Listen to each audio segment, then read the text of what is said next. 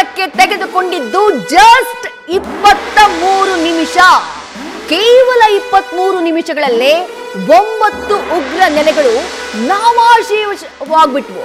9 ಉಗ್ರ ನೆಲೆಗಳನ್ನ ಟಾರ್ಗೆಟ್ ಮಾಡಿ ಜಸ್ಟ್ 23 ನಿಮಿಷಗಳಲ್ಲಿ ಹೊಡೆದುರುಳಿಸುವಂತಹ ಕೆಲಸವನ್ನ ಭಾರತೀಯ ಸೇನೆ ಮಾಡಿತು. 9 ಉಗ್ರ ನೆಲೆಗಳಲ್ಲಿ ಒಟ್ಟು 70ಕ್ಕೂ ಹೆಚ್ಚು ಉಗ್ರರನ್ನ ಹೊಡೆದುರುಳಿಸುವಂತಹ ಕೆಲಸವನ್ನ ಭಾರತೀಯ ಸೇನೆ ಮಾಡಿದೆ. ಆ ಟೈಮ್ ಅನ್ನ ಗಮನಿಸಬೇಕು ನಾವು. ಆಪರೇಷನ್ ಸಿಂಧೂರಕ್ಕೆ ಭಾರತ ತೆಗೆದುಕೊಂಡಿದ್ದು ಕೇವಲ 23 ನಿಮಿಷ ಮಾತ್ರ. ಆ 23 ನಿಮಿಷದಲ್ಲಿ ಒಂದಲ್ಲ ಎರಡಲ್ಲ ಒಟ್ಟು 9 ಟಾರ್ಗೆಟ್ಗಳನ್ನ ಉಡೀಸ್ ಮಾಡುವಂತಹ ಕೆಲಸವನ್ನ ಭಾರತೀಯ ಸೇನೆ ಮಾಡಿದೆ. ಇದು ಭಾರತೀಯ ಸೇನೆಯ ಕ್ಷಮತೆ, ಭಾರತೀಯ ಸೇನೆಯ ಶಕ್ತಿ, ಭಾರತೀಯ ಸೇನೆಯ ಸಾಮರ್ಥ್ಯಕ್ಕೆ ಇರುವಂತಹ ಸಾಕ್ಷಿ.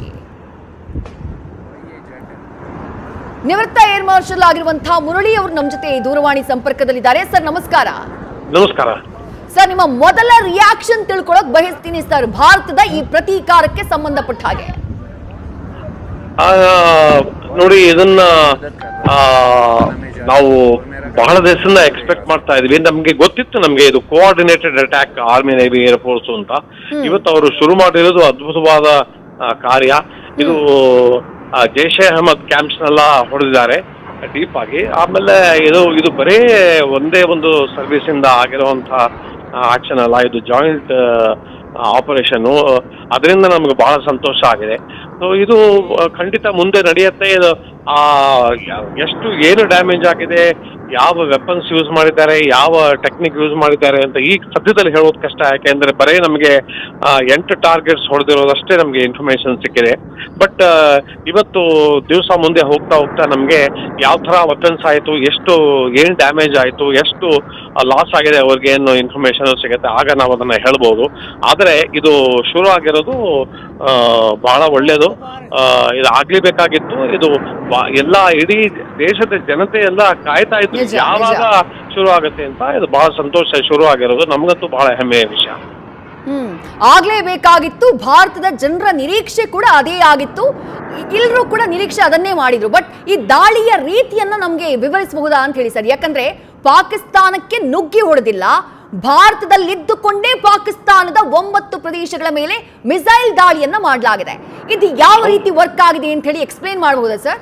ಇಲ್ಲ ನೋಡಿ, ಇದನ್ನ ಈ ಮಿಸೈಲ್ ದಾಳಿ ಆಗೋ ಸೂಚನೆಗಳು ನಮ್ಗೆ ಕಂಡು ಬಂದಿತ್ತು. ಯಾಕೆಂದ್ರೆ ನಮ್ಮ ಹತ್ರ ಇರೋ ಮಿಸೈಲ್ಗಳೆಲ್ಲ ಕೆಲವು surface to surface missile 400 kilometres ಎಲ್ಲ ಇತ್ತು. ಈಗ ನಾವು ಅದನ್ನ ಬ್ರಹ್ಮೋಸ್ ಮಿಸೈಲ್ ಯೂಸ್ ಮಾಡಿರುವಂತಹ ಚಾನ್ಸಸ್ ಇದೆ. ಯಾಕೆಂದ್ರೆ ಬ್ರಹ್ಮೋಸ್ ನ್ಯೂ ಜನರೇಷನ್ 400 ಇಂದ 450 ಕಿಲೋಮೀಟರ್ ರೇಂಜ್ ಇತ್ತು. ಸೊ ಇದನ್ನ ಆಮೇಲೆ ನಮಗೆ ಏರ್ಕ್ರಾಫ್ಟ್ ಇಂದ ಇವತ್ತು ಬಿಯಾಂಡ್ ವಿಜುವಲ್ ರೇಂಜ್ ಮಿಸೈಲ್, ಇದನ್ನ ಸ್ಕ್ಯಾಲ್ಪ್ ಮಿಸೈಲ್ 250 ಕಿಲೋಮೀಟರ್ಸ್ ರೇಂಜ್ ಇದೆ. ಅದಕ್ಕೆ ರಫಾಲ್ ಇಂದ ಲಾಂಚ್ ಮಾಡಬಹುದು. ಈ ತರ ನಮಗೆ ಬಿಯಾಂಡ್ ಲಾಂಗ್ ರೇಂಜ್ ಮಿಸೈಲ್ಸ್ ನಮ್ಮ ಹತ್ರ ಇತ್ತು. ಅದರಿಂದ ಮಿಸೈಲ್ ಇಂದ ಹೊಡಿತಾರೋ ಅಥವಾ ಇದರಿಂದ ನಾವು ಏರ್ಕ್ರಾಫ್ಟ್ ಇಂದ ಲಾಂಚ್ ಮಾಡ್ತಾರೋ ಅದು ನಮಗೆ ಗೊತ್ತಿರಲಿಲ್ಲ, ಈಗಲೂ ಗೊತ್ತಿಲ್ಲ. ಇದು surface to surface missile launch ಮಾಡಿದರೆ ಖಂಡಿತ ಬ್ರಹ್ಮೋಸ್ ಲಾಂಚ್ ಮಾಡಿರ್ತಾರೆ. ಯಾಕೆಂದ್ರೆ ಅದು ಪ್ರಿಸಿಷನ್ ಟಾರ್ಗೆಟ್ಸ್ ಅದನ್ನ ಹೋಮ್ ಮಾಡ್ಕೊಂಡು ಅದನ್ನ ಅಟ್ಯಾಕ್ ಮಾಡುತ್ತೆ. ಸೊ ಈ ಮಾತು ನಾವು ಮೊದಲು ಇದ್ರೊಳಗೆ ಸುದ್ದಿವಾಹಿನಿಯಲ್ಲಿ ಎಕ್ಸ್ಪ್ಲೈನ್ ಮಾಡಿದ್ವಿ. ಮಿಸೈಲ್ ಅಟ್ಯಾಕ್ ಆಗೋ ಚಾನ್ಸಸ್ ಇದೆ ಅಂತ. ಯಾಕೆಂದ್ರೆ ನಾವು LOC ಕ್ರಾಸ್ ಮಾಡಿಲ್ಲ. ಸೊ ನಮ್ಮ ಇದರಿಂದ ನಮ್ಮ ಕಡೆಯಿಂದನೇ ನಾವು ಈ ಮಿಸೈಲ್ ನ ಲಾಂಚ್ ಮಾಡಿದೀವಿ. ಆದ್ರೆ ಆ ಟಾರ್ಗೆಟ್ ಕೋಆರ್ಡಿನೇಟ್ಸ್ ಇವರು ಪರ್ಫೆಕ್ಟ್ ಆಗಿ ಕಂಡಿಡಿದ್ದಾರೆ. ಅದಕ್ಕೆ ಇಷ್ಟು ದಿವಸ ಬೇಕಾಗಿದೆ ಅದಕ್ಕೆ. ಸೊ ಟಾರ್ಗೆಟ್ಸ್ ಕೋಆರ್ಡಿನೇಟ್ ನ ಫೀಡ್ ಮಾಡಿದ್ರೆ ಅದು ಮಿಸೈಲ್ ಲಾಂಚು ಸುಲಭ ಆಗುತ್ತೆ. ಸೊ ನಿಜವಾಗ್ಲೂ ಇದು ಅದ್ಭುತವಾದ ಕೆಲಸ. ಇದು ಇಲ್ಲಿ ನಿಲ್ಬಾರ್ದು. ಪೂರ್ತಿ ಎಲ್ಲ ಟಾರ್ಗೆಟ್ಸ್ ನಾಶ ಆಗುವಂತಾಗ ನಾವು ಈ ತರ ಹೊಡೆದಾನೆ ಇರಬೇಕು. ಸರ್, ಇವತ್ತೇನು ಅಸ್ತ್ರಗಳನ್ನ ಬಳಸಲಾಗಿದೆ, ಏನ್ ಮಿಸೈಲ್ಗಳನ್ನ ಬಳಸಲಾಗಿದೆ, ಇದೇ ಭಾರತದ ಪ್ರಬಲ ಅಸ್ತ್ರಗಳು ಅಂತಲ್ಲ. ಇದಕ್ಕೂ ಮೀರಿದಂತಹ ಸೂಪರ್ಸಾನಿಕ್ ಮಿಸೈಲ್ಗಳು, ಅಸ್ತ್ರಗಳು ಭಾರತದ ಬಳಿ ಇದ್ದಾವೆ. ಹಾಗಾಗಿ ಇವತ್ತಿನ ಈ ದಾಳಿ ಏನಿದೆ, ಸ್ಟ್ರೈಕ್ ಅನ್ನ ಭಾರತ ಮಾಡಿದೆ, ಇದನ್ನ ಬರೀ ಟ್ರೈಲರ್ ಅಂತ ಭಾವಿಸಬಹುದಾ ಅಂತ ಹೇಳಿ, ಒಂದು ಝಲಕ್ ಅಂತ ಭಾವಿಸಬಹುದಾ ಅಂತ ಹೇಳಿ?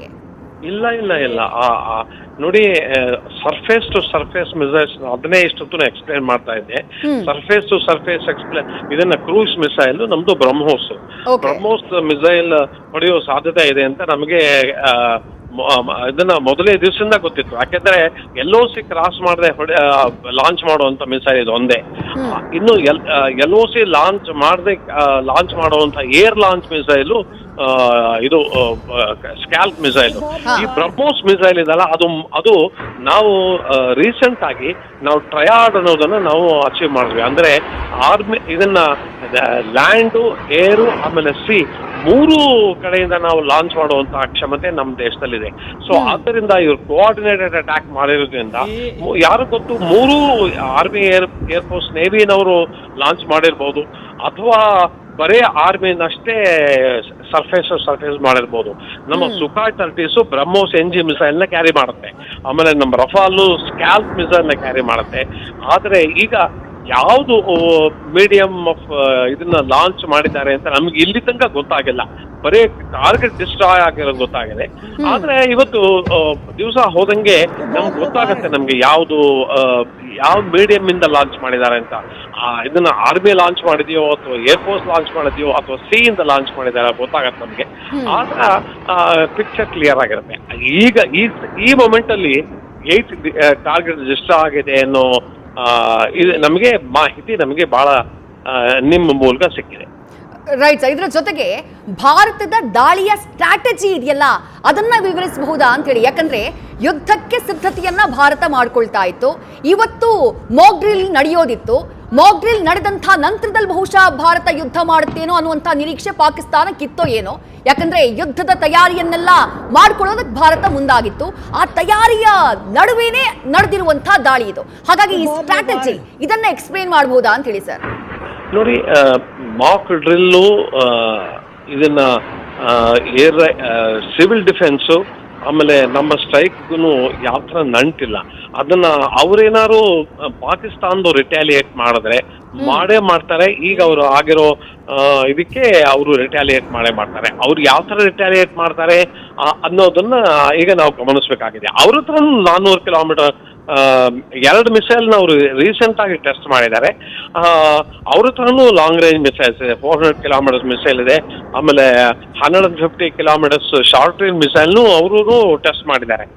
ಸೊ ಅವರು ಈಗ ಮಿಸೈಲ್ನೇ ಲಾಂಚ್ ಮಾಡಿ ಅವರು ರಿಟ್ಯಾಲಿಯೇಟ್ ಮಾಡ್ತಾರೋ ಅಥವಾ ಅವರು through the medium of air fighter aircraft launch ಮಾಡಿ ರಿಟ್ಯಾಲಿಯೇಟ್ ಮಾಡ್ತಾರೋ ಅದು ಗೊತ್ತಿಲ್ಲ.